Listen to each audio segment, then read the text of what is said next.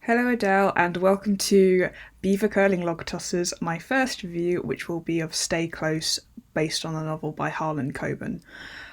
Sorry, this is my first review, so if it's terrible, oh well. Also, it's going to be completely subjective because it's just my thoughts and feelings on this.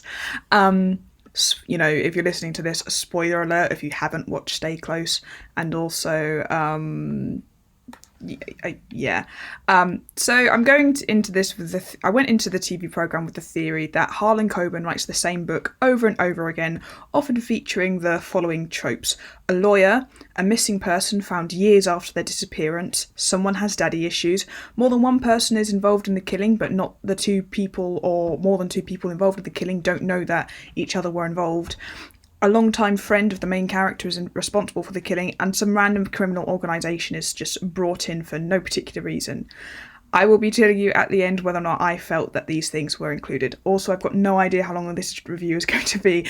But honestly, Adele, you made me sit through 8 episodes of that thing. So, yeah, I'm going to make this review as long as I want it to. If it's 2 hours long, I still expect you to listen to it. I thought I should probably start with good things that I liked about the show. One thing I found about the show, it's very stylish. I think some of it looks really good. Some of the costumes are really good. I think some of the direction is all right. You get these really bright colours which really pop, and then also some of these really dark, moody scenes. Other parts of the direction aren't as good. It's annoying that it's a bit inconsistent, where it feels like for some stuff they put a lot of effort in to the visuals, and other stuff they just didn't care so much.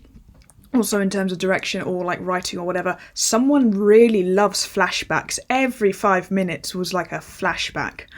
But it's a crime drama, so I can kind of accept that.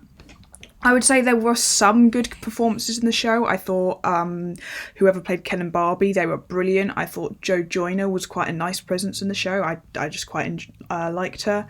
I thought the guy playing the bent copper, the person you find out is a bent copper, I thought he was pretty good. I thought there were some good performances, nothing outstanding though.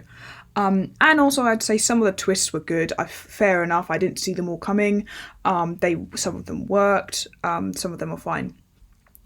As for some of the surface issues, some of the acting was pretty bad, some of it was pretty terrible, or just didn't do anything. Some of the characters, unfortunately, because this is a crime drama, you want suspicion, you want tension, whereas a lot of the actors were playing their parts too earnestly, so you couldn't be suspicious of their characters, which kind of just didn't make it interesting.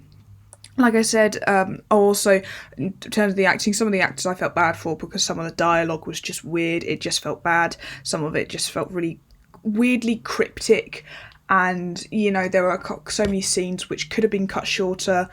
There were so many scenes which didn't need to be there, so I just didn't think the dialogue was great.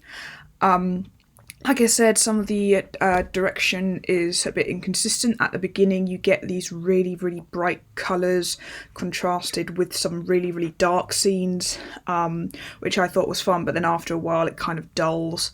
And then it's kind of all over the place, where you get some of the really bright stuff, some of the really dark stuff, and then some stuff that doesn't feel like anything's going on. Also, main issue with the show was the pacing just felt really unnatural. It never felt like the show it never felt like any storyline was happening in a way that felt natural. Some stuff would be introduced randomly and then wouldn't really be dealt with. Some stuff, took so long to get over with. Ultimately, I think there were too many episodes in the show. They probably could have done 6 or even 4 or 5. And it really didn't help that it just wasn't well paced. Information is dropped at random times for no reason. Nothing really builds off of what you've seen before. It just felt like lots of random events just happening. And I thought the best way to go through that would be to go through every single episode, summarising it and telling you what I thought. Okay, so Stay Close kind of opens up in the traditional sort of way of this nice, perfect family, which is going to get shattered through the crime they're about to get tied up into. We meet Megan, our main character. I thought it was a good sort of tension build when Megan comes home one night and she finds the card waiting for her You don't know who left it. I thought that was nice and mysterious. I also thought Megan or Cassie's past life being introduced and some of the mystery with Stuart Green being introduced, that was quite interesting. Ultimately, the thing with the card kind of feels like it goes nowhere, unfortunately. It's kind of a fun idea, but you find out who left her the card within a few scenes. So, but ultimately, I think the opening kind of does build a bit of tension. Meanwhile, you have the detectives, Joe Joyner and James Nesbitt. A young man goes missing. James Nesbitt is unmoved, it would appear. He doesn't look like he cares at all. Unfortunately, with Nesbitt, I'm not a huge fan of him. Honestly, I think when people think he's acting really well, what's going on is that there are some music beats which are added, which makes it look like something really tense or dramatic or depressing is going on.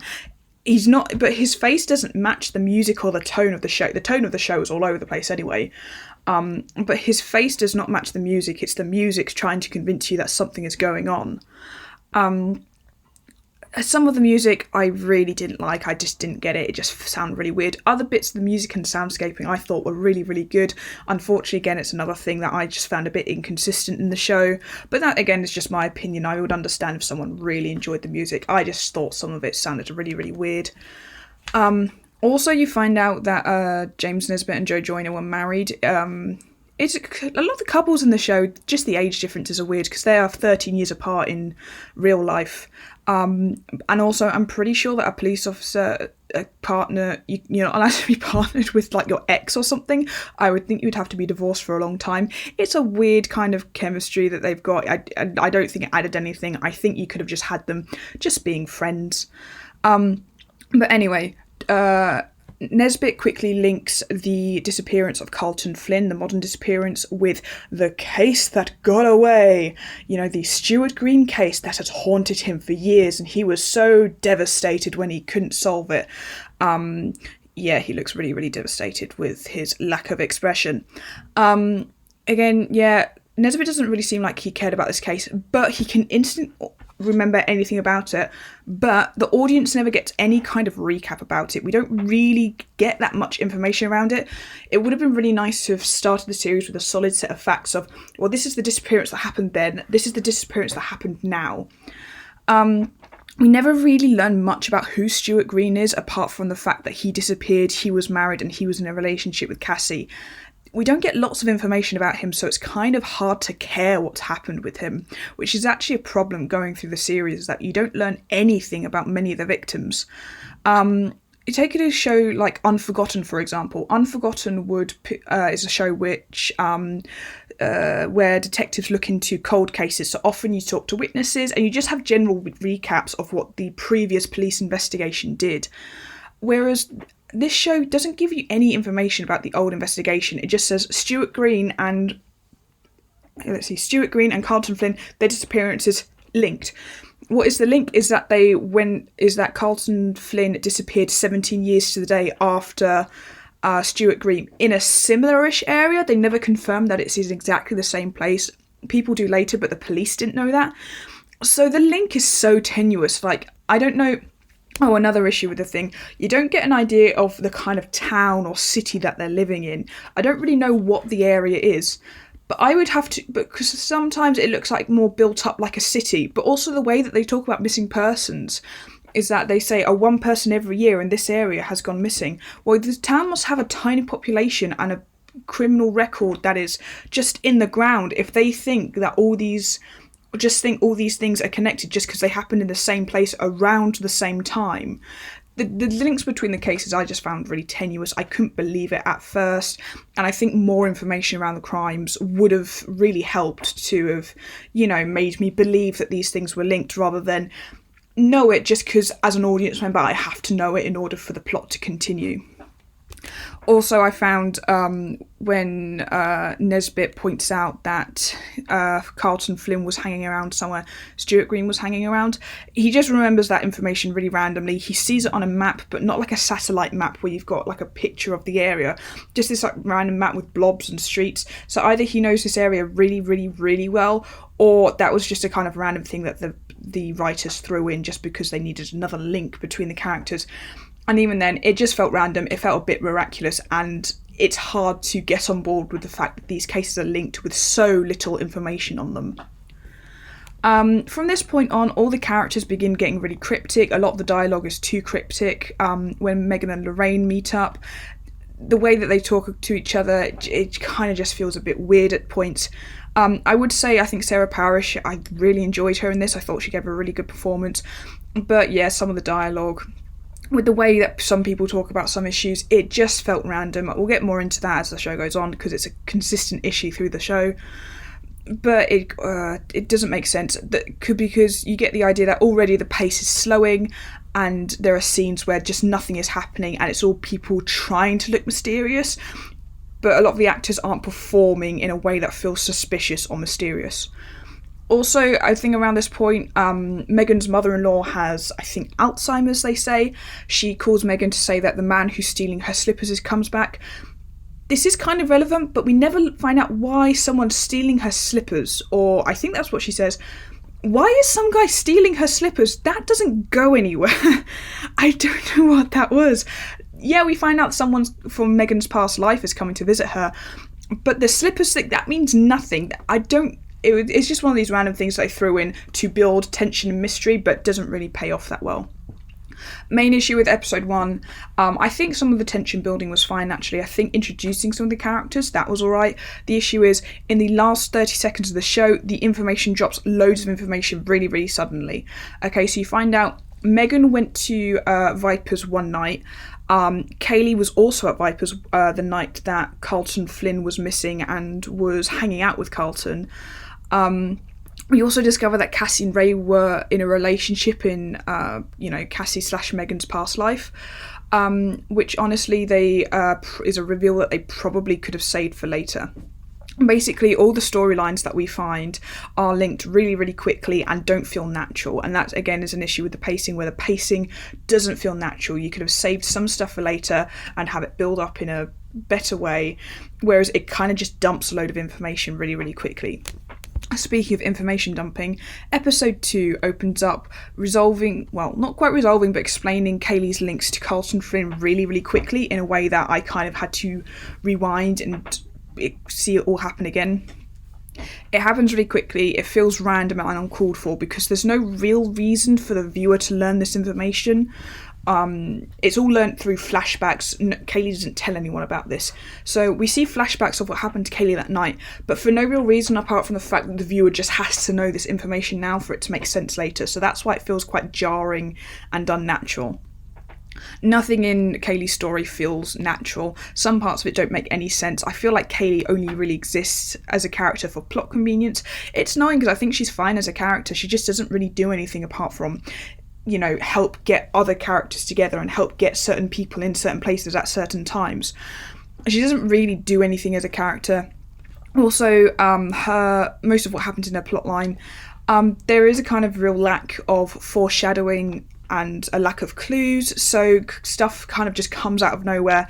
And while that does happen in crime thrillers, you do kind of want clues and foreshadowing and stuff like that, so you feel like you got a payoff, not just a twist that comes out of nowhere. You want to feel like, what I've just been watching, that all makes sense now. And I never really found that with Kaylee's storyline. Anyway, so in the last episode, Ray found that he'd taken some photos of Carlton Flynn, and he finally decides to hand them in for evidence, because, a young man is missing and presumed dead. It also takes ages for the police to process those photos and realise that they are photos of a potential murder scene. So by the end of the series, a bit later, we realise that Ray is trying to hide the fact that he got into a fight with someone that night. I'll come on to that later because that's problematic as it is. But yes, there are reasons why Ray delayed giving the photos in and gave them in anonymously. But by the end of the series, we realise if Ray had given in those photos in a day earlier or a few hours earlier, photos of a man who is missing and presumed dead, if Ray had given those photos in a bit earlier, and if the police had processed them a bit earlier, because, they are photos of a man who is missing and presumed dead, if they'd all sped up by just a few hours, Carlton wouldn't be dead. We find out because it's at the end of this episode where his car is pushed into the river. We later find out that Carlton was in the back of his car when he was pushed in, and the way he died was he drowned in the car. So, if they had gone searching in the woods, if the police had gone searching in the woods because they'd sped the whole thing up a bit, either Dave would have been too scared to go out into the woods because the police would have been there, or they could have potentially stumbled upon the car. I know that she drove it away, but still the car was in the woods somewhere. It wouldn't have been that far away. So we realised that the pacing of this show literally cost Carlton Flynn his life. And it just doesn't feel natural. It feels like stuff is taking ages. We've seen the photos. We should have built up on those and dealt with them way more quickly than they did. And yeah, Ray's reasons for avoiding the police. I get it at first, but eventually he just keeps missing opportunities to come forward about stuff, which, never really helps him. And considering I think it tries to make out he's a pretty intelligent guy, or at least a pretty desperate guy, it doesn't feel natural. He's way too cryptic as a character, because I feel like a lot of the time they didn't know what they were doing with him. It just didn't work for me.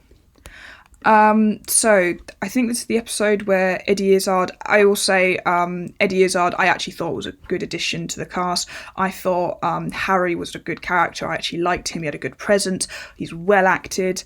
And I think that a lot of the stuff with him kind of does make sense. I think he worked. Unlike a lot of the characters in the shows, I'm willing to compliment Eddie Izzard's performance and Harry as a character. Eddie Izzard and Megan break into Stuart Green's wife's house, while Megan is apparently dressed as Cinderella's fairy godmother. She's got this blue coat with this massive pig bow on. I don't know what she's wearing, but that's what she reminded me of. There's another issue where so they find some money, which does become relevant later on. So Eddie Izzard and Megan, Stuart Green's wife and son, who have been desperately looking for Stuart Green for 17 years, they never make an impact on the show, which is another reason why it's hard to care about Stuart Green or any of the missing people, and therefore hard to be invested in this crime drama, because I don't care about what happened to the victims that much. The Stuart Green's family, they are the wife and children of a man who has been missing for years, and they've been desperately looking for him. They don't even appear at the end of the series when they find out that Stuart Green was in fact murdered and has been dead all this time. They make so little impact on the entire show.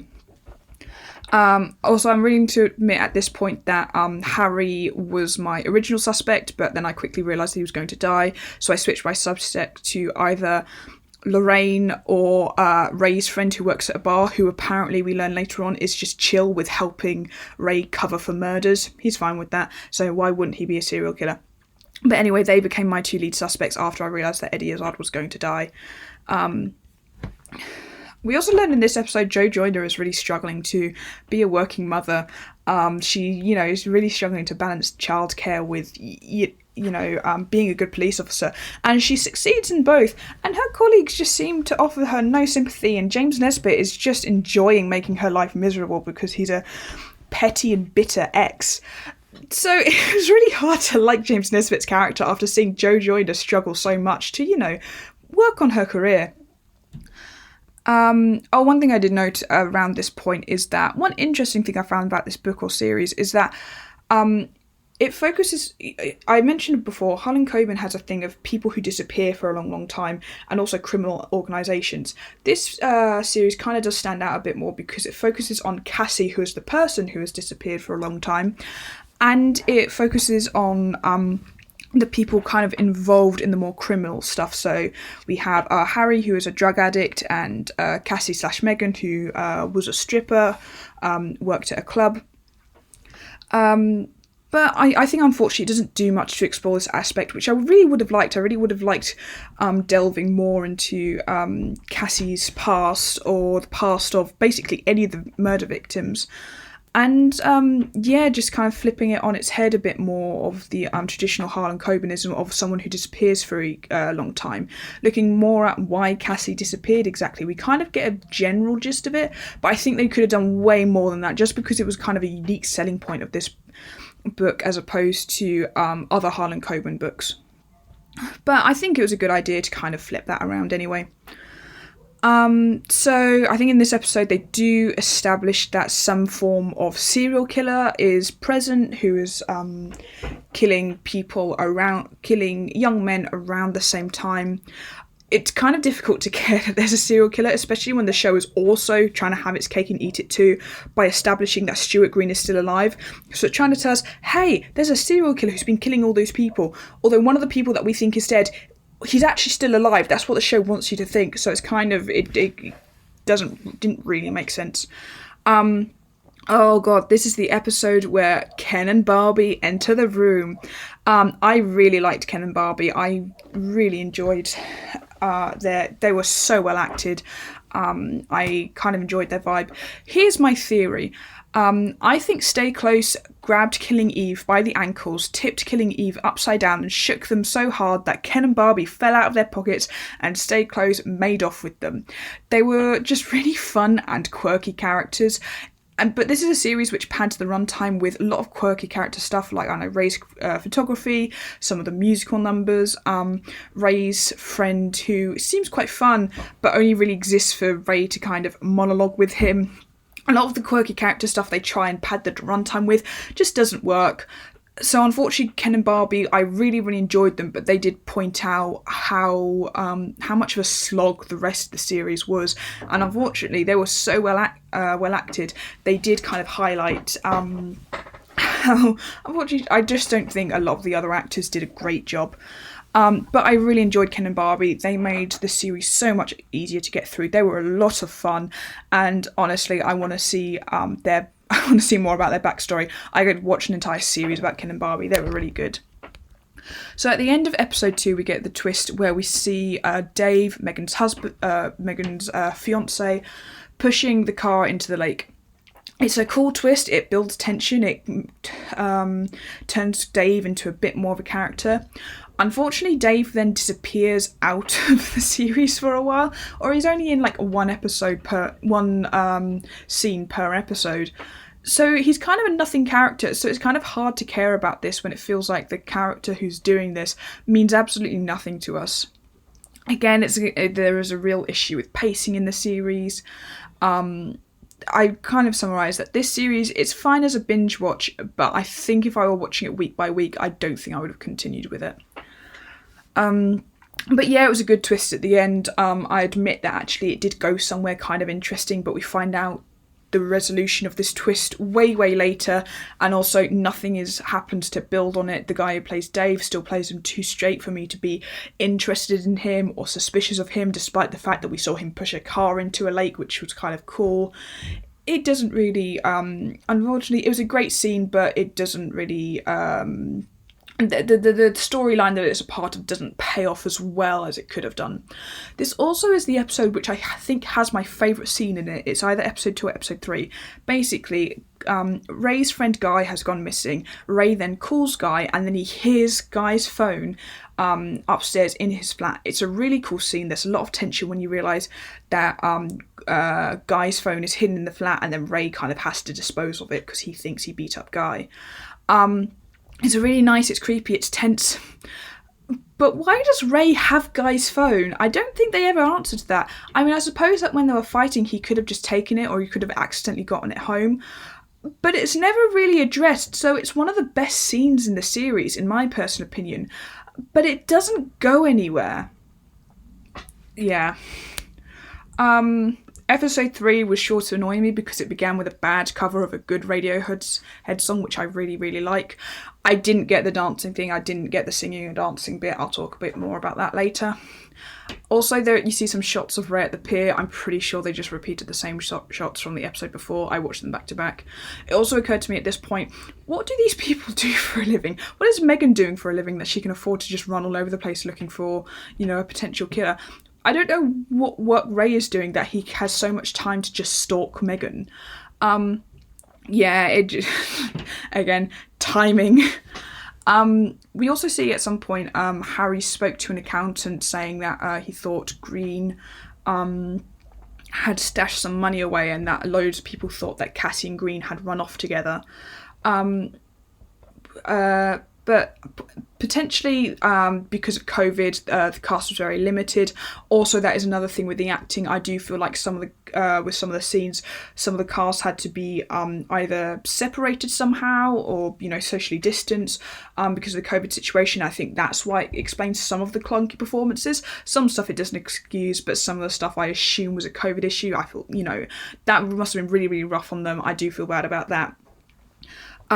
But it feels like maybe with the limited cast due to COVID, maybe they couldn't have Harry talk to the accountant in person. He just has to recap it. I think it would have been more interesting to see him talk to him because we don't really get enough of that, talking to witnesses, which is quite a good hallmark of, crime dramas. So this information kind of just feels less interesting. The money does become relevant, but I think it's just recapped in a few sentences, which is kind of an element of telling, not showing, which this series kind of suffers from. Also, they do mention that they thought Stuart Green and Cassie ran away together. Also, we know that Nesbitt apparently threw a lot of weight into investigating Stuart Green's disappearance and still remembers a lot about the case from the time. So, was Cassie just never reported missing? Because people were apparently looking for her. Lorraine said she was worried about her. Ray spent ages looking at her. Did no one report her missing? And yet, loads of people reported Green missing, and yet the police apparently knew that Green and Cassie may have run away together. It's never that clear, but it's just weird that Stuart Green disappeared and everyone cared, and Cassie disappeared and no one cared. And yeah, that could be a race issue of, Cassie is a person of colour, so maybe they just didn't care as much. But it's still weird that it's very rarely brought up that Cassie was probably a missing person for a long, long time, and apparently loads of people were worried about her, but no one reported her. This is also the episode, I think, where Ray finds out that, Lorraine tells Ray that Cassie died. It's a very well acted scene, I'll admit, but it just doesn't hold any weight because we know that Megan's alive.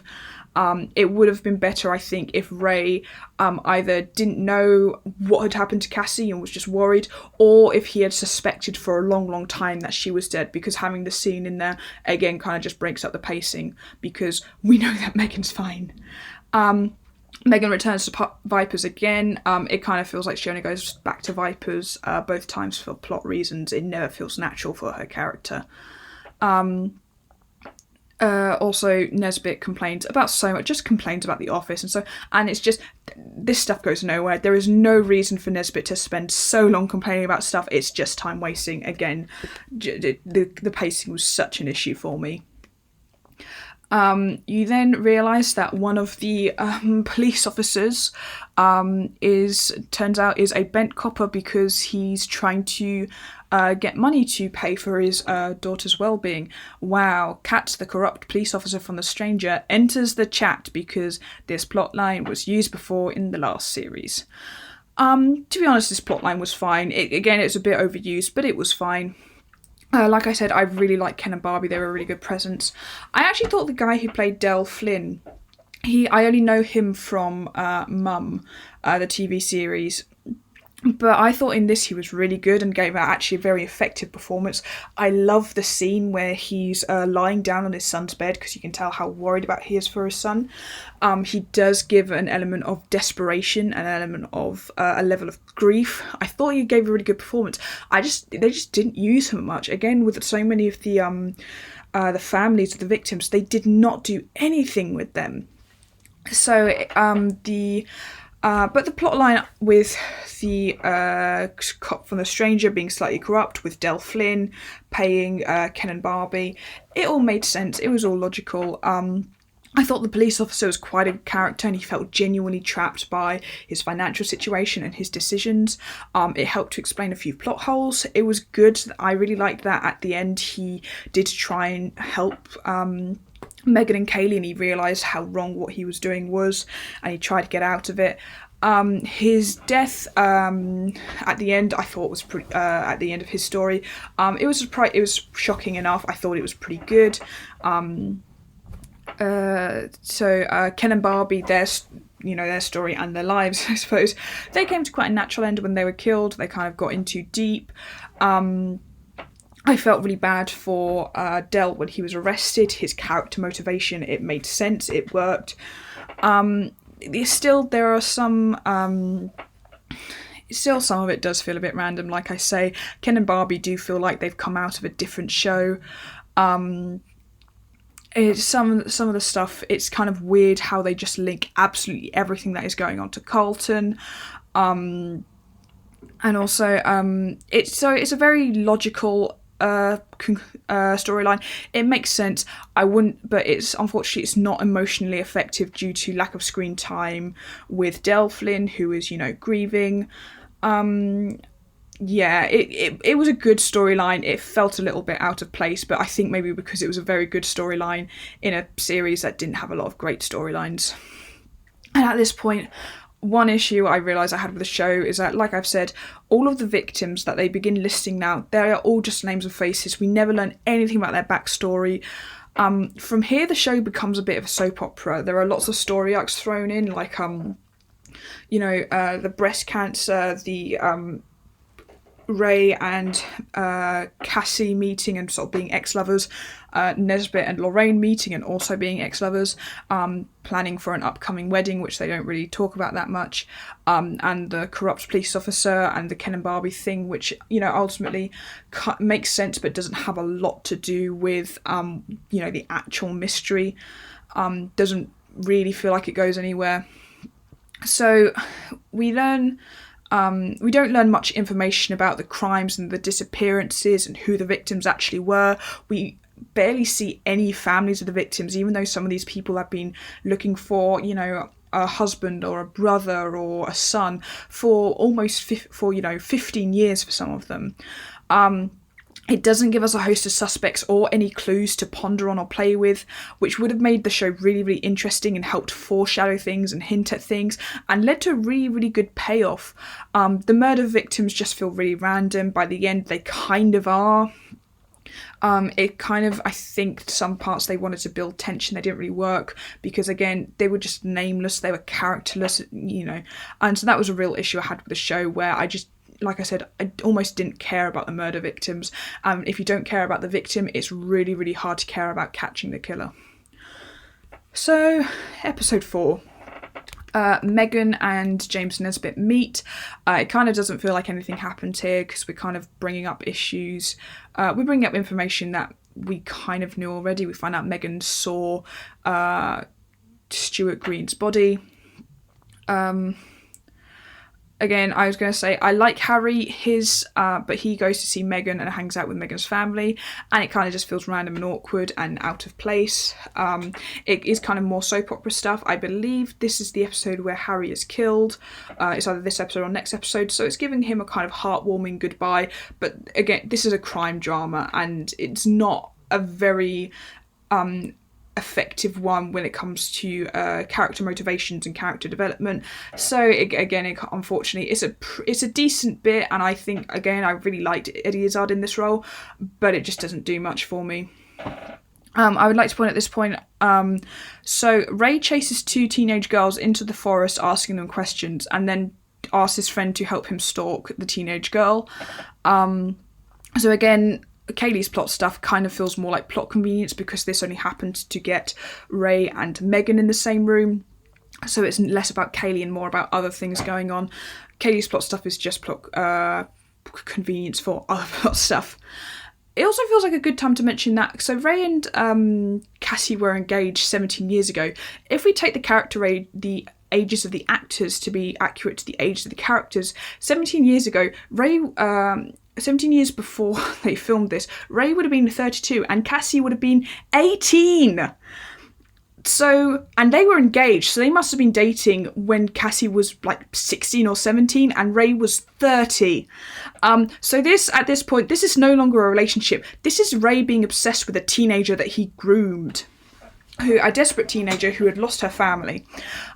So yeah, I don't really like Ray from this point on. Another issue is that Ray has blackout issues. The idea of, getting drunk, having a blackout, and not knowing what you did when you were drunk, that's overused in a lot of crime dramas, and unfortunately I find that it makes characters do things, not remember they do things, and so characters lack motivation for anything for a while. It also kind of tries to get viewers to like characters, even though potentially those characters have done terrible things. For example, we learned that Ray got really drunk the night of Carnival and got into a fight with Guy, the night that Guy disappeared and was later we find out murdered. So Ray kind of thinks that he might have murdered Guy when he was drunk. Now, also we learn around here that Ray was found covered in blood the night that Stuart Green disappeared. Ultimately, Ray is kind of too obvious to be a suspect. But I think one important thing to note is that people who get violent when they're blackout drunk aren't normally safe when they're sober and still have some kind of alcohol problem or aggression problem. We see Ray drinking a fair bit throughout the show, and we also see that he's quite intelligent and is pretty calculated when it comes to avoiding the police. But the show still kind of wants us to root for him as a good person and almost root for his feelings for Megan. He never really admits what he does. He kind of uses the alcohol blackout thing to avoid admitting the fact that he potentially has an anger problem or an alcohol abuse problem. He also only remembers stuff if the audience needs to know what's going on. Basically, Ray is a violent alcoholic who was obsessed with who's been obsessed with his 18-year-old fiancée for about 17 years. Ultimately, with Ray, alcohol is a compounding factor for aggressive behaviour when drunk, but it's not always the only cause. So Ray has other problems that he never addresses and spends a lot of his time blaming a lot of his issues on Megan because she disappeared and left him, when I kind of think, I don't know, Ray, you were 32, had an 18-year-old girlfriend, and black out when you drink and apparently get very, very violent. I think you killed someone. I can see why Cassie left you. No, I did not like Ray. So Ray and Megan meet, I think, at the end of this episode. Nothing happens when they meet. They end up meeting again a bit later, so this scene kind of feels a bit like nothing happens. And also in this episode we meet the Pink Poirots, who appear now and never really appear again. The Pink Poirots have basically done all the work for all the police officers. Even though a few episodes ago the police do mention that loads of men have gone missing around this time. So it's kind of just affirming information that we have already learnt. Again, victims have no names, no characters, even though these women have apparently been looking for these men for a long, long time. It's a series this long. We could have spoken to a couple of families who've been waiting for a decade to find out what happened to a loved one. We don't. I also noticed at this point, I don't think James Nesbitt actually does any work. He kind of makes links, but Joe Joyner is always carrying files and reading stuff and researching stuff. And the Pink Poirots have done a lot of research, and James Nesbitt kind of just swans around complaining and flirting with Lorraine. But anyway, episode 5. What happens in episode 5? Nothing really. We learn loads of stuff about someone who's suspected and arrested and imprisoned for one of the earlier murders. Earlier murders in terms of the timeline, not murders in the show. So we find out a lot about him, and he never comes back up again and never goes anywhere. We could have spent that time learning about, I don't know, what happened when Stuart Green disappeared, because that was a really important case in this show. No, we just kind of learn about this guy who never really comes up again. Again, I wrote, what the hell does Megan do for a living that lets her take so much time off, but also she can still afford to live in such a nice house?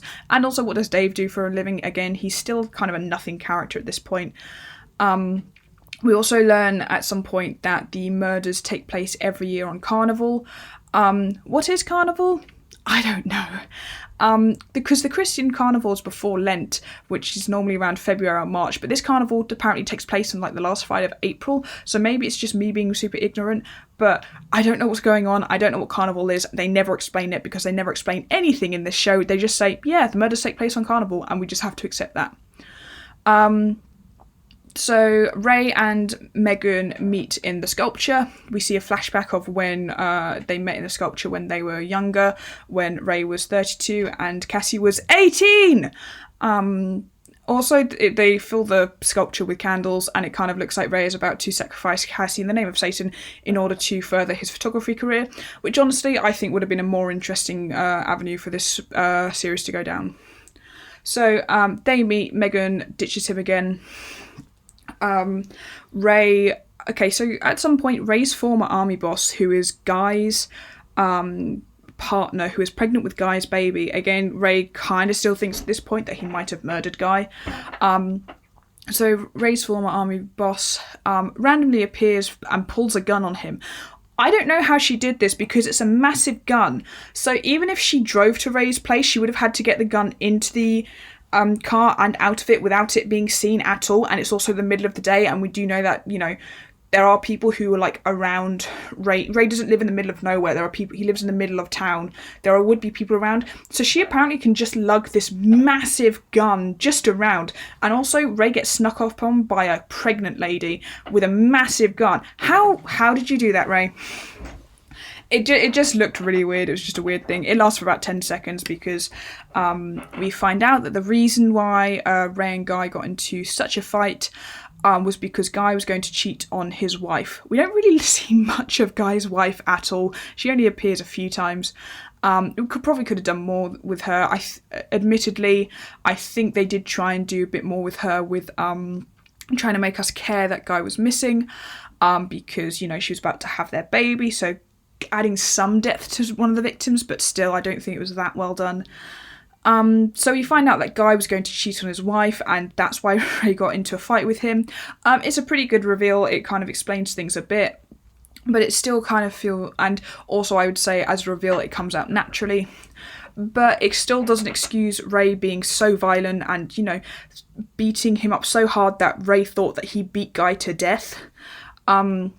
It becomes a bit more of an effective reveal when the murderer is revealed, and it kind of helps to explain why Guy was murdered, but they probably could have done more build-up with it, suggesting that Guy was kind of harassing a woman as opposed to, just about to cheat on his wife, because that was kind of why Guy was murdered, I think. I don't know. It kind of just...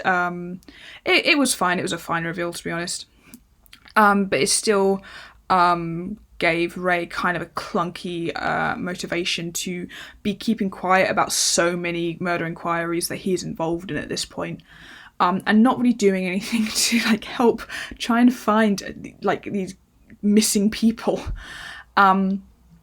I really like the shot of Ray pulling the photos down in his flat, and as it kind of zooms in on the photo of him and Cassie, and throwing the photos in the bin, and the bin bags being disposed of. The bin bags do become relevant. I actually do like that shot, and I've written here in my notes, yay, he can find himself another teenager to groom. And yeah, I think this is the episode where we lose Eddie Izzard, who was a genuine loss to the show.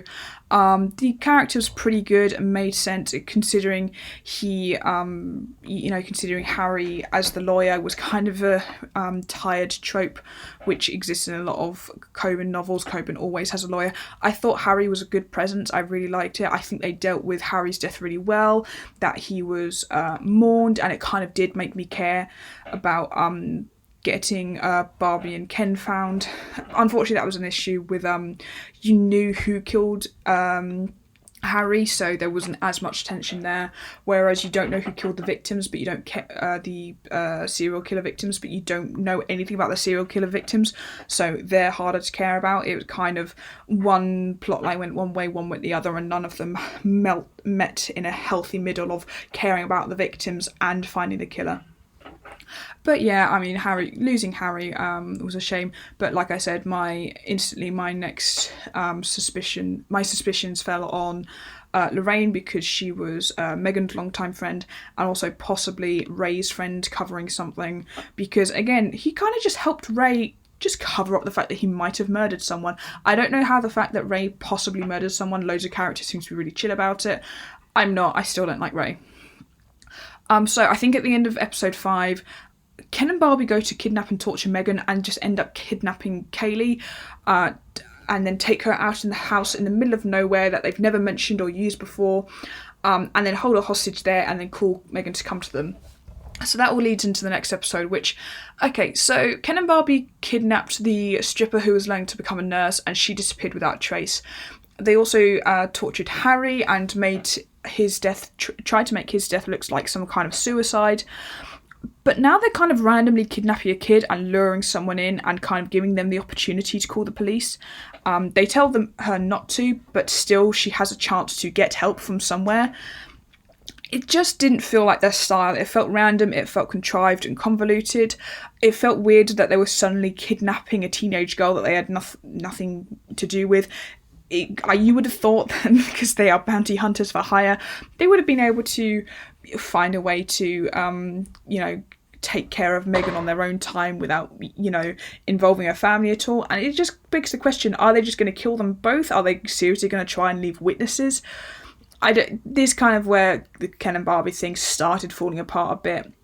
One issue with the way that Harlan Coben often brings in things like criminal organisations is that they often do things which don't make sense or don't really have much motivation but need to happen for plot purposes. This is definitely an occasion where Kaylee needed to be kidnapped for plot purposes, Megan needed to go save her and go to the police for plot purposes, and Ken and Barbie kind of didn't have much of a motivation to do it apart from being told that Megan was a witness. It kind of just felt a bit too contrived for me. The action sequence when Megan went to help Kaylee, I wish that had lasted so much longer. It was felt kind of lackluster. I think in my notes I accidentally wrote lackluster, but to be honest, the only lucky thing about this episode is that there are only 2 more left. So I really liked all the bright popping colours in the woods. It felt really bright and kind of disturbing in a way. I wasn't so keen on the fact that at this point Megan is still really just clean and, coiffed and perfect. I think at this point you could start messing her up a bit, start helping her get a little bit unhinged. I really liked Ken singing. That kind of helped with the weird vibe. But again, like I said before, Ken and Barbie feel like they should be in a different show. So they could have definitely built more tension when it came to Megan trying to save Kaylee. I think they just could have done more than that. I liked when Ken tried to jump onto Megan's car, but it just didn't. It didn't, as an action sequence, didn't really do it for me. And by this point, we do need a lot more tension because we know basically everything there is to know about Megan. There's only one reveal around her. It's like I said, I don't care about the murder victims. We know nothing about them. We know nothing about what happened when they disappeared. We have no clues for that. We have no suspects, nothing. Again, lots of the characters, they're being played way too earnestly to be suspicious, and the pacing is all over the place, so it's really hard to get tension anyway. So this could have been a scene where you build loads of really good tension and have a really good action sequence, and it just didn't work for me. Also later, Kaylee asked Megan if she lied earlier when she said that she was a dancer because she was actually a stripper at the Vipers Club. And Kaylee, what the hell do you think a dancer in a nightclub is? Just that dialogue really annoyed me.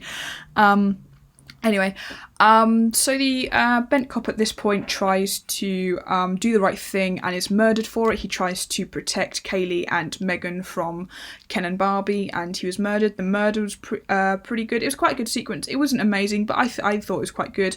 Also, I quite liked that he had a bit of character development in there. I liked that with him, I wasn't entirely sure where it was going. I actually just think they just resolved this really well. Also, by this point, I don't know where the police basement is, but it kind of just looks like the NASA headquarters. Just really, really weird. But yeah, I thought they did that well. Also, you'll find a bit about Ken and Barbie's backstory. And do the police just not investigate, like, anything? Like, Ken and Barbie dropped a girl from, like, a high rope or something. Does no one investigate anything? Like, this girl was seriously injured. Did no one care? Anyway. So it also occurred to me at this point that Nesbitt kind of feels quite calm and relaxed with the Stuart Green case, even though apparently he's been trying to solve this case for almost 20 years. He kind of takes ages to get back to Megan. He just feels really relaxed. And again, it's an issue of crime drama versus soap opera, where in a crime drama he would be obsessed with getting this case, but because it's kind of gone for a more soap opera issue, soap opera style show.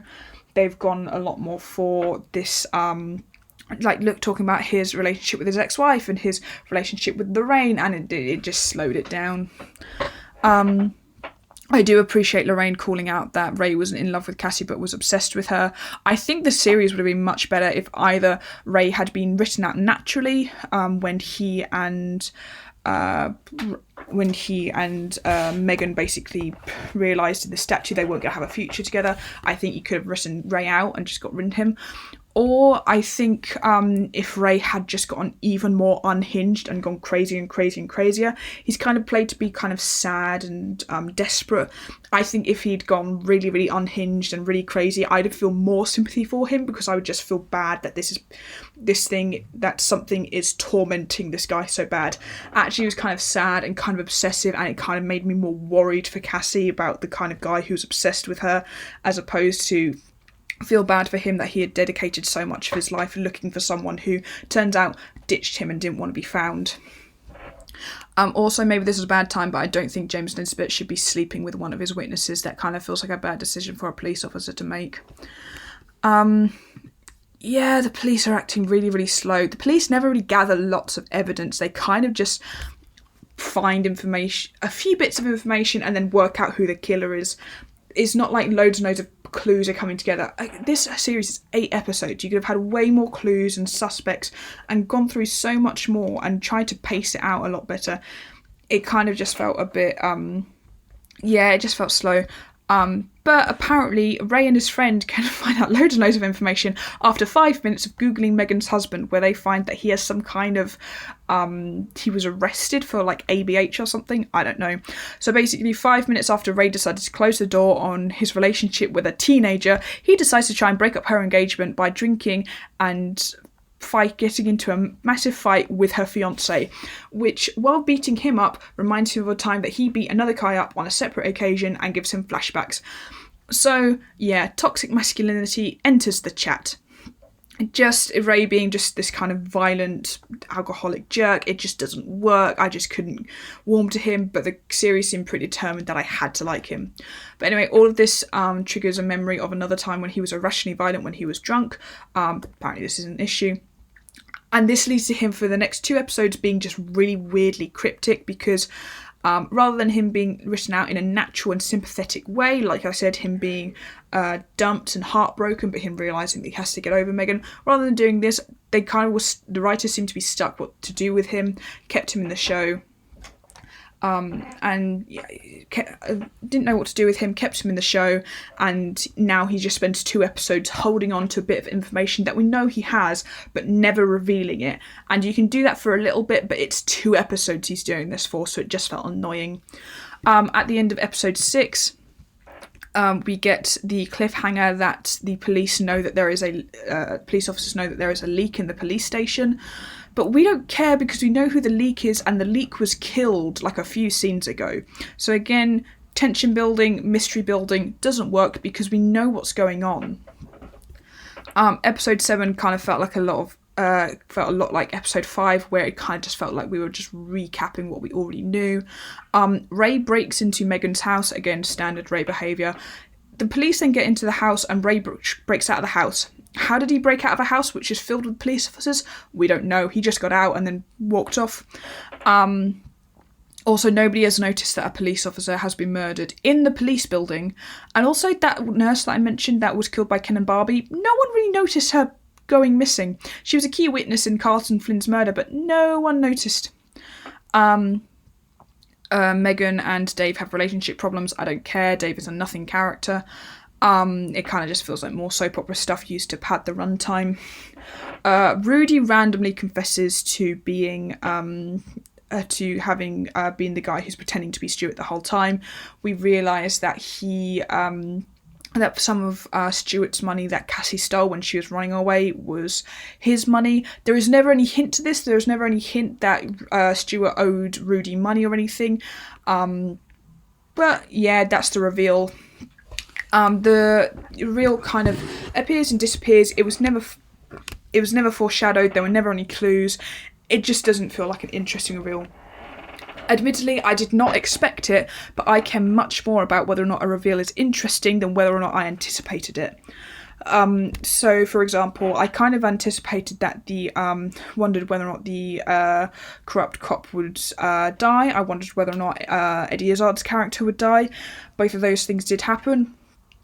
But I still think they were interesting and well done, whereas this, Rudy just randomly decides to come forward and be like, you owe me money, and then Megan says that she doesn't have money, and he just disappears out of the rest of the show.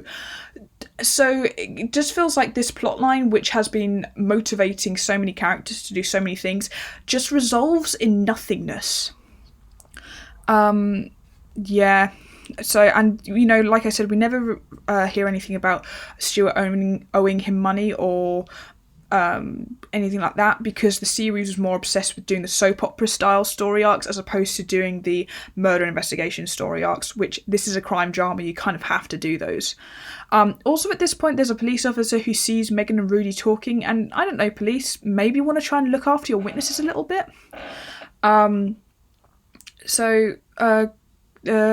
Megan's mother-in-law calls her again the mother-in-law with Alzheimer's. Again, she kind of is another character where, kind of like Hayley, where I kind of like her as a character, but she only exists for plot reasons. She doesn't really do much. And it's annoying that there are quite a few characters which are like that in the show. But to be honest, ultimately, she didn't take up that much time and she wasn't that annoying.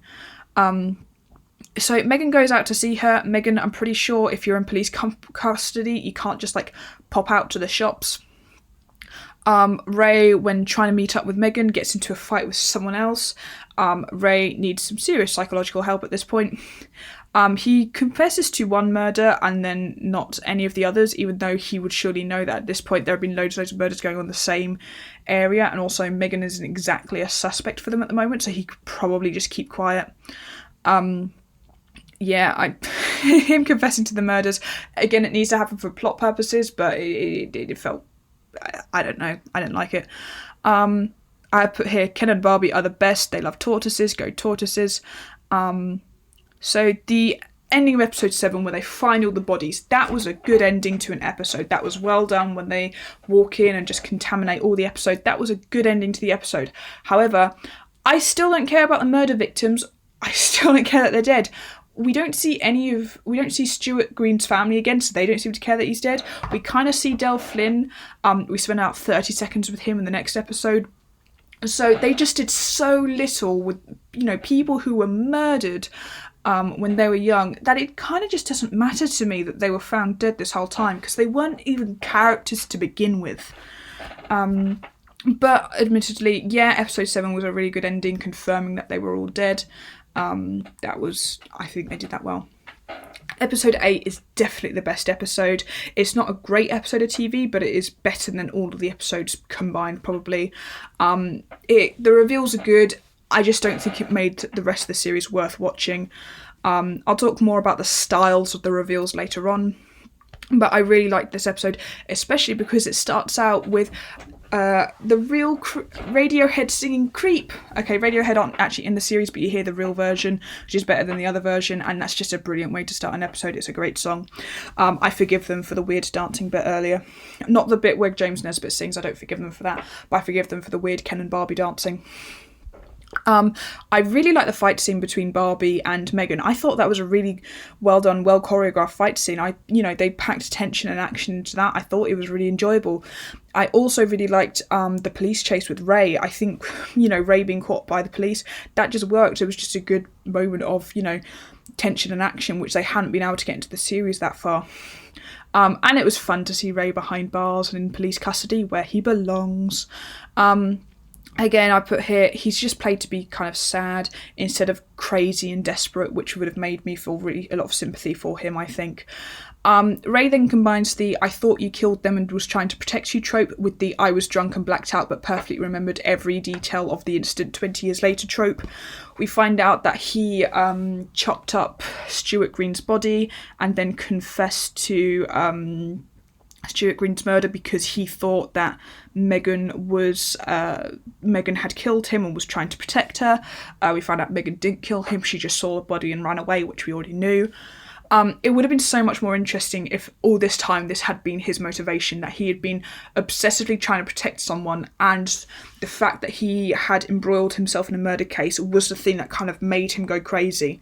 I think that would have been really interesting, as opposed to he blacked out and forgot everything, which kind of gives him, which I just always found, like I said before, when people black out and don't know that they're doing something, I just find that weaker than someone who does know they're doing something and has to live with the consequences of it. It's fine. It's a fine reveal, although he says he chops up the body because he just grabbed an axe. Who just has an axe lying around? Like, again, okay, Ray, you chased teenagers around the wood. You were dating a teenager when you were in your 30s. You thought you beat 2 guys to death on separate occasions. And you also been getting into lots of other fights with lots of other guys. You have a drinking problem. And now we learn that you just have axes lying around ready to chop up dead bodies, which I don't think you can do that with all axes. I think you need pretty good axes to, like, chop up someone's dead body and throw it away. Sorry, still don't like Ray. And yeah, we learned that Lorraine the whole time was the one killing people. Again, Sarah Parish acts the hell out of this scene. I actually thought James Nesbitt did pretty well in this scene. He was better than the rest of the series again. But the thing, it's a good reveal, it's a good motivation, and it works, again, it works logically. It just doesn't feel very effective because we had nothing to go on this whole time. We had no clues, no suspects, no real information that built up and led to this. So it was a satisfying ending. I found it a bit predictable, but to be honest, like I said, it was still an interesting ending. I think she did really well with it, so it's still good.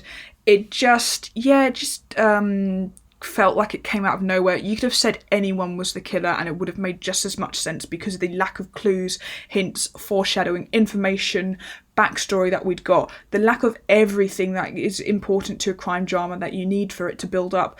None of it happened in the show, so Lorraine's ending, yeah, it was a good ending, but it just didn't make the series good and didn't feel like a satisfying payoff. Also, evidently Carnival doesn't just happen in this area, it happens all over the place, because Lorraine says she killed her husband on Carnival before moving into town and then killed more people over Carnival. So what is Carnival and why is it on like the last Friday of April? I might just be really ignorant and not know what like Carnival is, but I still would have liked an explanation, please. And then, yeah, we get kind of the ending bit. Megan gets married, which, you know, I by this point, I actually did like Megan enough as a character. I thought she was fine, pretty likeable. I felt pretty bad for her at some stages. So seeing her get her happy ending and her kids get her happy ending, I thought that was fine. I quite liked that. However, why is Ray being released from prison? Because he got into so many fights with people and then tried to cover a murder for so long. Ray just gets this like happy ending where he gets to move on and probably groom some more teenagers. But he never works through any of his issues, and he never really admits to what he's done. He kind of blames it all on Megan by saying he covered the murder for Megan, and the reason he was obsessed was because Megan left. He never takes any responsibility for his issues, and he still gets to have the happy ending that kind of everyone else has. It does not work for me. No one likes you, Ray. And admittedly, I did not guess the ending twist that Kaylee and Dave had kind of almost inadvertently worked together to kill Carlton. Basically, Kaylee locked Carlton in his car boot when he was drunk, and then Dave later went to ditch the car in the river because he thought that Kaylee had done something and wanted to protect her by hiding evidence. Yeah, I thought it was a good twist, and it kind of had built off of things before. Again, it kind of felt a bit disjointed because it hadn't been paced well, but considering everything that had gone on in the series, the pacing issues, this wasn't the most egregious example of bad pacing. Yeah, because basically Dave drowned the car in the second episode and then became a nothing character for about 6 episodes, and Kaylee at the same time was kind of just kept recapping the same exact story from the since the second episode when we found out she was in the club right until this bit. We'd learnt no new information about that. It's just recapping the same thing again and again and again. So it wasn't well paced. I don't think it was that well done, but I think the end reveal was good. It wasn't the most satisfying plot twist again without all these clues and all these things coming together and make it make sense. It wasn't the most satisfying thing, but it was probably still the best part of the series, and it kind of makes sense because it wasn't in the original novel. In the original novel, I think Lorraine is just the killer. In this, they add this onto the end to create a bit more mystery at the end. So I guess that's why it feels a bit disjointed. It was fine. It was probably the best reveal in the series. It just wasn't great for me. So that's kind of my summary of the series. Sorry, I know this podcast is already going on long enough, but I kind of did want to delve into some of the deeper issues I had with the series. Like I said, it goes way into being a soap opera. We've got these historic cases that we learn nothing about. We spend more time with people's modern issues, like relationship problems, Ray's feelings for Megan, Rudy just randomly messing with people for no reason at the cancer story arc. We spend way more time with those than we do with the actual crimes, so it kind of doesn't feel like a crime drama, it just feels like a soap opera. So, yeah, the victims of the evidence take a back seat, so we don't get to collect evidence like in a normal crime drama, and the payoff just doesn't feel as satisfying. Nothing builds up, nothing builds off of what's happened before. It's kind of just a series of events. Lots of crime dramas are really satisfying and really good because everything clicks into place. All the evidence, all the clues, all the suspects, everything you've been watching suddenly clicks into place, and you realise why everything suddenly makes sense. This one tells you who the killer was and why, but again, they could have said anyone was the killer and it would have made the same amount of sense because there wasn't really anything specific pointing to Lorraine. So this is a personal issue with me. Like I said, this review is subjective. I came here for a crime drama. Harlan Coben he writes the same book a lot, but he has written some good crime dramas. This was just too much of a soap opera for me. If you like soap operas, yeah, you would have enjoyed this more. That's fine. That's fair enough. That's to your taste. Just didn't work for me. Again, series was way too long. It could have been 4 episodes. No plotline is paced well. You introduce stuff in one episode which doesn't come up again a few episodes later. Some people can do that really well, but this kind of just felt random, disjointed. One scene to the next. The tone shifts all the time. Things are introduced and dropped suddenly and just doesn't make sense. Just nothing flows at a natural pace, and none of the character decisions feel, a lot of the character decisions just don't feel natural or in character. And whenever new information is introduced, it's never immediately dealt with, it's just left there, so sometimes I was forgetting things which came up later. So I would forget something which then came back into play and I just had no idea what was going on. And that was, like I said, the soap opera plot lines messed with the pacing of the crime drama.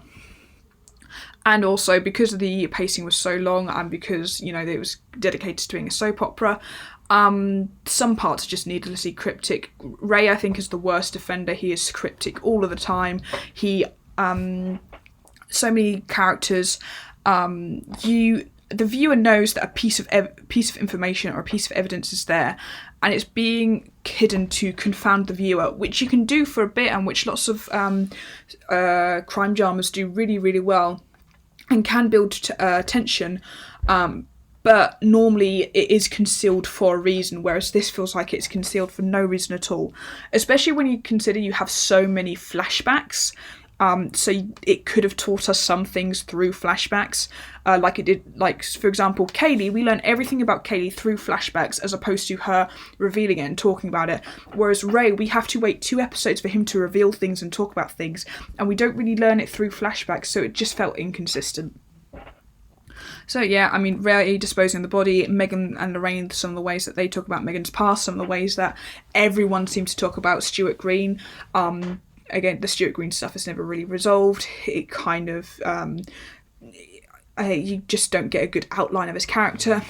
It's just weirdly cryptic, and you can be a bit cryptic, but it was too cryptic for me, and it was just time wasting, which really messed with the pacing again.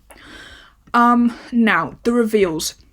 Like I said, some of the reveals and the twist were actually really good. They were logical, they made sense. The problem is, in almost every case, the killer or the criminal reveals themselves and they are not discovered. So, Rudy admits what he did with the money out of nowhere, even though no evidence pointed to him. Ray randomly remembers stuff because he was blackout drinking, and starts confessing. Barbie just announces that Dell was paying them. There's nothing to link those two. She just tells the audience that Dell is paying her and Ken. Kaylee and Dave independently reveal stuff with the car, which Megan then puts together, and Lorraine comes out about the murders. Now, the issue with this is that I personally find it more interesting when killers are rooted out through putting evidence together, through linking things, through information, when killers are outed rather than killers revealing themselves. Normally when killers reveal themselves, it is because their plot hasn't given us enough information for it to make sense for why a detective would find them out. So, say for Lorraine, like I said with her, there wasn't really enough evidence pointing to her before we found out it was her. So yeah, her reveal, I guess to some people would have been very surprising, but it was because we didn't get any evidence about her. So she has to out herself, as opposed to we find over the course of the series loads and loads of evidence and clues and informations and witness statements that have gradually point to one suspect. Part of the beauty of a crime drama is having clues and issues which are resolved, and ideas and theories that are excluded, and narrowing down the options until you have one possible solution. And it can, all this build up can lead to amazing payoffs in some of my favourite ever crime dramas. And quite frankly, this is just something that Stay Close just didn't do very well. All of the killers reveal themselves, so it makes the police look kind of lazy and like they're not great at their jobs, and things don't build up that well. And it's not like lots of things are put together and make sense when they're put together. It's kind of just a lot of happenstance and a lot of, random events going on until someone just randomly reveals to decide to tell everyone that, yeah, they killed this person. Another issue I think I mentioned a few times before, toxic masculinity enters the chat. It just feels like there's a lot of random violence in the show, which I know is quite common with crime dramas, but in this show, some of the men were just so aggressive, it made no sense. They drink and they get into fights, and it's made to look like the reason that they got into the fights was because of the drinking and not because of other deep-seated issues, which is often the thing that leads people to get really aggressive and violent when they're drinking. Drinking and violence is never portrayed as a psychological issue, but rather than a legal or logistical issue, because Ray thinks that he might have killed 2 people when he was drunk and then has to go about covering it up, which, fine, it's fair. As motivation, it's okay. I didn't really buy into it that much, but it was fine. But it never addresses the fact that Ray is a violent drunk, and he never addresses those issues. Ray also kind of feels a bit entitled when he is talking to Cassie because he chopped up a body that Cassie didn't tell him to chop up. It kind of felt a bit deep-rooted in the fact that Ray blames Cassie for a lot of his psychological issues, which I can understand, but ultimately Ray is the one who is responsible for his own actions, not Cassie. He never reported Cassie missing. He never reported seeing Stuart Green's body and basically left his family to suffer. That again would have been really interesting if we had seen Ray be really unhinged and Stuart Green's family suffering, is that we would have been put in a situation where Ray thought he was doing the right thing with covering the body, but now Stuart Green's family just have no idea, had no idea for so long what had happened to him. Ray never admits his issues. And again, a lot of the men just are Dave randomly gets into a fight with someone and is shown to have a violent streak.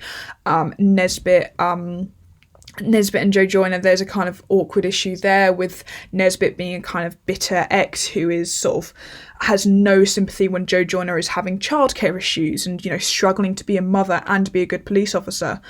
And just being so unsympathetic. There are just a lot of problems with the men in the series. Meanwhile, women are kind of struggling to cope, which unfortunately, when you get to the end of the series, maybe it was intentional because you end up on Lorraine's side when she says she killed all these guys. You kind of think, well, you've been shown so many nasty men. It's kind of like, well, yeah, this is why she killed them. I think it's a bit drastic to say I was on Lorraine's side for killing so many people. I think it just makes her more understandable that the reason why she was motivated to kill people was because she had been in such a violent relationship. And so, of course, you end up feeling really bad for it, which is fair enough. I think her motivations were justified. I think her, Sarah Paris shows that she does have some kind of psychological issues, scarred by what she went through. But ultimately, the series just makes out that it's kind of okay for men to be violent, and women are the ones that should pay when men leave them psychologically scarred. It's a really dark thing for a series like this to bring up, but with so many men being just randomly aggressive, randomly violent, and randomly, verbally abusive towards the woman, it was an issue for me, and I gradually became aware of it, and then by the end I couldn't ignore it. And now we get to the biggest issue, which is, and I'm really sorry because I'm going to start swearing in this bit, there is some insane shit going on in this series. I had a list of just all this insane shit going on in this series, which I would like to list for you now. So, Ray takes ages to turn anything into the police, but people are dead, Ray. Turn the things in. In the first episode, so we meet Stuart Green's wife. Her husband has been missing for a long time, and we'd learned that over the anniversary of his disappearance. She gets really edgy and really touchy. When she sees Megan peeking into her window, what does she do? Just lets her into her house. This is a woman, whose husband has been missing for a long, long time. Yeah, stranger just come into my house after trying peeking through my window in my back garden. When Kaylee sees that Megan was stealing her clothes, that is suspicious enough for Megan to follow Kaylee to a nightclub and then come back to said nightclub a few days later and start drinking, even though she's 16 based on the series timeline. Also, it never really explains why the club is so intent on hiding the CCTV. Why would they even have the CCTV if they are so insistent on hiding it so badly? Fair enough, it's a nightclub where some dodgy stuff is happening, but it's a whole thing in the series where they have to hide the CCTV and the police have to go grab it, and you never really find out why. What was the stuff with the guy's phone? How did it end up in Ray's bag? I mean, I guess there is a logical explanation, but it's never directly stated, and considering how tense that scene is, it would have been nice to have some kind of closure on that. James Nesbitt working with his ex-wife and also sleeping with one of the witnesses, that doesn't feel great. When James Nesbitt goes to interview Tawny, the nurse that's a stripper, she talks about how Carlton Ray tried to assault her and then broke her fingers when she said no, and she reveals a huge bandage wrapped around her fingers. Did no one notice that when they walked in, that she has a huge bandage on her hand? Because they're all shocked to see it. Also, no one notices when Tawny goes missing. Okay, Ray is later teaching children photography. He lets them take photos with iPhones, which is a sin against photography. He also then just lets a kid randomly look through photos of strippers. This also feels like an appropriate time to remind you that Ray chased teenage girls around the forest and dated an 18-year-old when he was 32, so how is he allowed near kids and is allowed to show these people photos of strippers? The torture tap dancing, what was that? That was so weird. And then later on, James Nesbitt randomly bursts into song. What was going on, guys? Ray's just a pretty chill character considering he thinks he beat someone to death. Also, he's trying to remain anonymous, but then he reports that he finds Guy's body and the police come and investigate Guy's body, and he goes to the crime scene. They have cameras. What are you doing there? And then, Ray and Megan also seem to love driving around just to look at their old haunts. And how do they have so much time? Why do so many people just drive around places just to go stare at things, especially when they think that there is a killer from their past on the loose? We see inside Kaylee's room, and who the hell has, what 16-year-old has puppy dog post-it notes when there are ordinary post-it notes elsewhere in the house, which we later see in episode 7. How did Cassie disappear without a trace 17 years ago? Because there was apparently a huge investigation looking for Stuart Green, and she just disappeared around the same time, and about a year later she was given birth to Kaylee, because Kaylee's about 16. So what the hell happened during the time that she disappeared and was giving birth to someone? Because she must have met Dave within about 3 months and then got him pregnant. So that was just, what happened there? Yeah, why would Lorraine ask to speak to Megan about Green's murder, even though she killed Green, and reopening that room could implicate her because she murdered Green? Lorraine's behaviour in the series doesn't make huge amount of sense. At the end of the series, the divers go into the lake to look for the bin bags which Ray used to dispose of Stuart Green's body. So they go in there looking for 17-year-old bin bags, which would have probably washed away at some point, I imagine. But they don't ever find the car that Carlton Flynn was murdered in, which has been there for about a month. So that didn't make much sense. So I never cared about Nisbet and Lorraine's love story. Who did? Again, what is Carnival? Also, Stay Close is a terrible title. It should have been called Vipers. I did not like Stay Close as a title. And finally, the Pink Poirots. It's such a great name. The Pink Poirots and Ken and Barbie deserved so much better. But anyway, so I talked earlier about how Harlan Coben writes the same thing over and over again, and I listed some of his Harlan Cobenisms, like a lawyer, a missing person found years after the disappearance, someone has daddy issues, more than one person is involved in the killing but not linked, a long-time friend of the main character is responsible for the killing, random criminal organisations are suddenly introduced. So these are some of the Harlan Cobenisms I've noticed over consuming various Harlan Coben media. First of all, a lawyer. Yes, Harry. Secondly, a person found missing years after their disappearance. Well, technically Cassie was, but I'll let that slide because he did flip it, which I actually thought was quite good. I thought they could have done more with it, with finding out what happened to Cassie when she disappeared and what happened before she met Dave, which she must have met really quickly. But, you know what, I'll give that one a slide. They did not have much of an issue of a missing person who was found years after their disappearance because everyone else was sort of found dead. No one really had daddy issues, but when Cassie was like 17, she was dating a 30-year-old, so interpret that how you will. More than one person involved in the killing, but the people who were separately involved in the killing didn't know about each other. Yes, because Ray disposed of the body thinking he was covering up for Cassie when Lorraine had actually killed him, and she killed everyone else apart from Carlton, who was unknowingly killed by Kaylee and David separately, who didn't realise that they killed him, but only Megan worked it out later. Yes, that still stands. I get kind of annoyed because this trope often leads to people murdering or doing things from mistake or based on a technicality. Like, the reason why Carlton Flynn goes missing is because Kaylee accidentally drugged him, Kaylee locked him in the car, and then Dave pushed the car into the river. So Carlton wasn't like murdered with any kind of motivation. He died almost accidentally and no one really realised it. But Carlton's death is a thing we see first in the series and is the trigger point for the rest of the series. So it kind of feels weird that this major thing happened, but there isn't really any motivation behind it. So that's the issue I have with more than one person being involved in the killing. Similarly with Ray, we learned that he killed Stuart, but it wasn't kind of for any real reason linked to Stuart's death. Or no, he covered the killing of Stuart, but it wasn't linked to Stuart's murder, technically. It was an alright reveal, but it's just, it happens a lot where someone has the wrong motivation for doing something, which I think is less interesting than characters having a solid motivation for doing something and doing it anyway and having to live with it. So a longtime friend is responsible for the killing. Yeah, Lorraine was Cassie's old friend and the detective's ex-girlfriend. We don't find out much about their relationship in the past, actually. But she was the old friend who killed everyone, apparently. It's a good way for the killer to be present, but unfortunately with Harlan Coben novels, it's almost the same person. It's almost always the same person.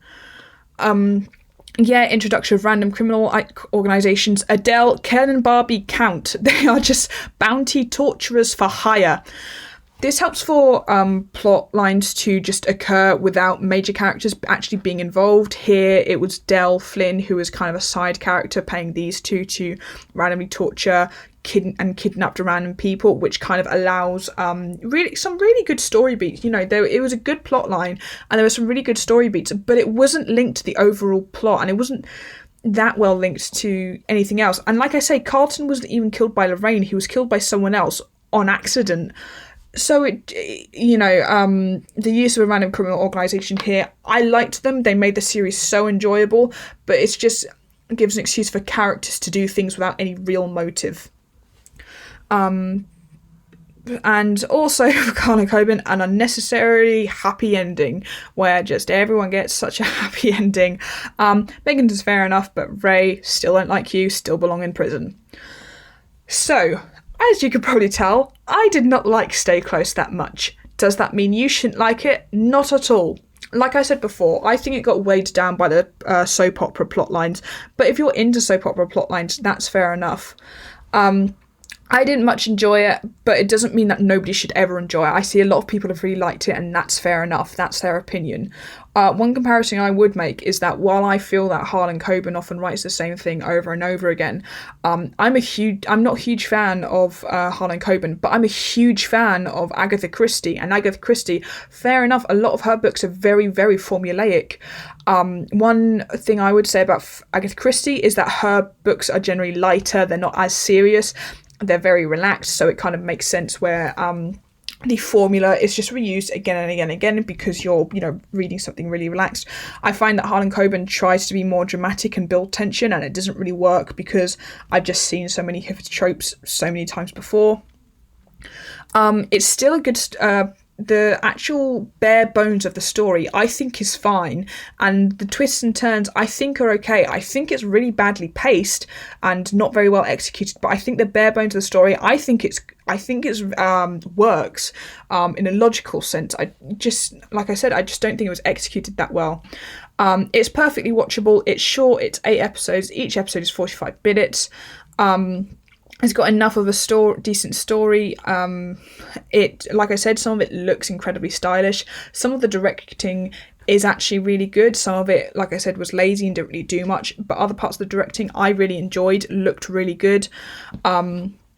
And yeah, like I said, with crime dramas, with the violence thing, it's not the most egregious example of random violence and alcohol abuse and blackouts that I've seen in crime dramas that don't build up well and don't really pay off well. I've seen way worse than loads of other crime dramas, and it might be that that's an issue that didn't really bother you that much. That's fair enough. It bothered me, but that's just me personally. Like I said, this review is completely subjective. So yeah, this isn't my favourite. I like some of Harlan Coben's stuff. This won't be my favourite. I won't read the book. I won't be watching the series ever again.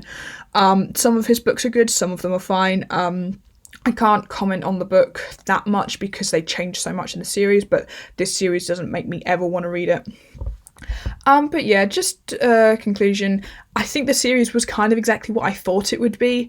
I think there is genuine I think there are some genuinely good parts to it. I just don't think it was executed that well. It was kind of hampered down by all the aspects I didn't like. Like, the main issue was the pacing. The story isn't awful. I get why people like it. I really get why people are into Harlan Coben. He is a talented writer. I just find his books too formulaic and too samey, but loads of people, like I said, I'm really into Agatha Christie. I get why people like Harlan Coben, even if I do think his books are the same too much. Yeah, it's perfectly redeemable. I didn't enjoy it. It doesn't mean that you shouldn't either. If you like it, please let me know. And Adele, please let me know what you would like to cover next. Preferably no more Harlan Coben, please. But thank you for listening to the, what am I called again? Beaver Curling Logtosser podcast. This is probably going to be my only episode, so bye.